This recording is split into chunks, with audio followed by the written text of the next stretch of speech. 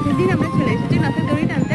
তখনই দেখলাম যে রথটা কই মা, রথটা তো দেখতে পাচ্ছি না, কিন্তু মানুষের চিৎকার শুনতে পাচ্ছি। সামনে দিয়ে দেখা যাচ্ছে ওই যে ডাঙ্কা বাজায় না হরিচাঁদ গুরুচাঁদ ঠাকুরের, তো তারা যাচ্ছিল। আর আমাদের এখানে প্রতি বছর রথের সময় এই এরা সবাই আসবে আর ওই ঠাকুরের হচ্ছে সব ভক্তরা, আর ওরা হচ্ছে এরকম ডাঙ্কা বাজিয়ে দারুণ নাচ করে আর খুব ভালো লাগে। এতটা মানে শব্দ আর সেই ডাঙ্কার আওয়াজ আর এতটা মানে ধ্বনি দেয় ওরা, আর জোরে জোরে হাঁটে, মানে প্রচণ্ড ভালো লাগে যে একটা বিশেষ একটা দিনে যে ওরাও এসে এরকম করে আনন্দ করে। আর এই জিনিসটা আমার প্রচণ্ড ভালো লাগে। আর এটা তো একটা মিলন ক্ষেত্র, তাই না, যে যার মতো সব কিছু এখানে করতে পারে ঠাকুরের সামনে, আবার কি। আর এটা আমি দেখছি 2-3 বছর ধরে এই হচ্ছে গুরুচাঁদে সব শিষ্যরা এরকম আছে রথের দিন, আর এরকম